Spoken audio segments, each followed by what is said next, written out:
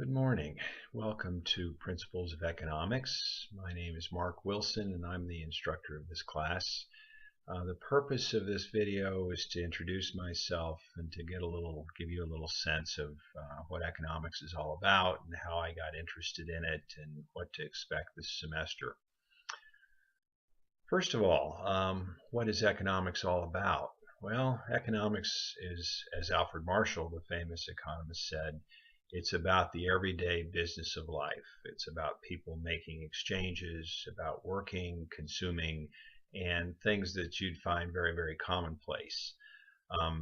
Economics is really divided into two major sectors. There's the microeconomy, which we study this semester.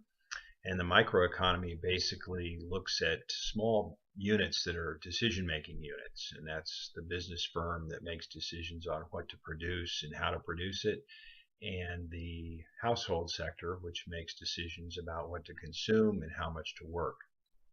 So when we're thinking about economics, we need to say, okay, what alternate systems do we have to make those decisions? And there's several that have been tried over time, one of which is the traditional system.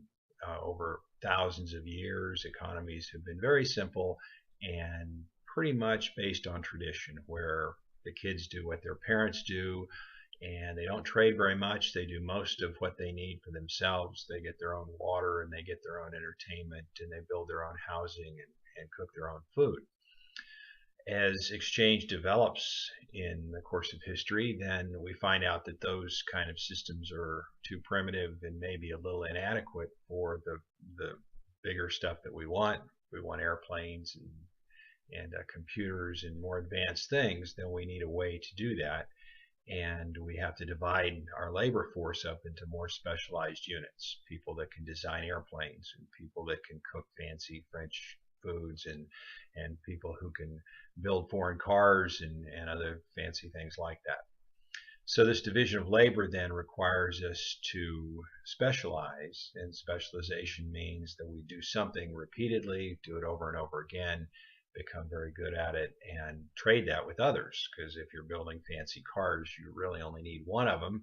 If you spend all your life building them, you might build many of them. So you get your excess, you take your excess and trade it with others for things that you don't do well. You may not build houses well because you've spent all your time building cars, and so you exchange the cars that you built for the houses that you want. So we've got a system of trade that emerges as people decide to specialize and trade with others. And that's really sort of the core idea that we're going to talk about this semester. How did I get interested in all this, you might be asking? Well, I got interested in it as a sophomore in college. I was actually a pre-law major at the time, and that was going along fine, but I took an economics course at my father's suggestion. He said, this is a good thing for you to take. You'll learn something interesting, even though it might be hard and it might be a little tedious. And I really thought it was fantastic stuff. It was things that excited me intellectually and things that I found useful and things that were often had a sense of humor with them. So with all that going on, I decided to change my major from pre-law to economics, and that's been where I've spent my entire professional career.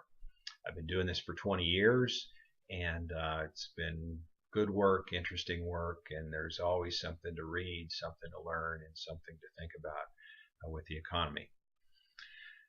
Now, one more quick idea today. I want to talk a little bit about coordination problems, and the world has a huge coordination problem. You'll see this if you ever, when the lights go out. No one knows really what to do when the street lights go out. They're not sure whether they should stop or go or whatever.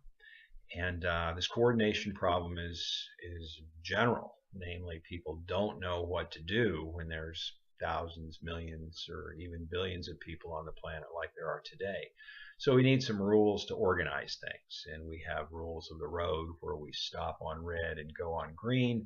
And we have rules of society where we behave in a certain way in groups and settings like that.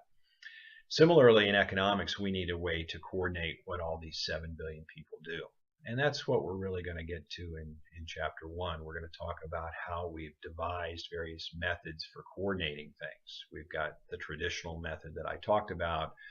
We've got a command method, which basically means that some governmental unit or some command unit is going to tell us what to do, what to build, and what to make, and what to consume.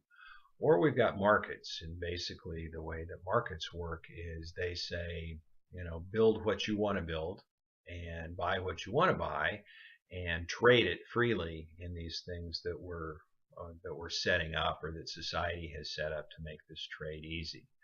So when you think of the economic system we have in chapter 1, that's what we're aiming for. We're aiming to get an understanding of how people trade, why they trade, and how we build social rules that make this easier.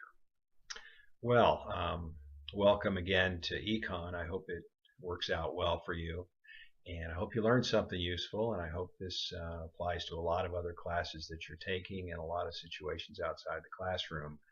Make sure to get a hold of me when you need, and my job, of course, is to help make this material clearer to you and make it more useful to you. So feel free to reach out when you need me. Welcome, and see you next week.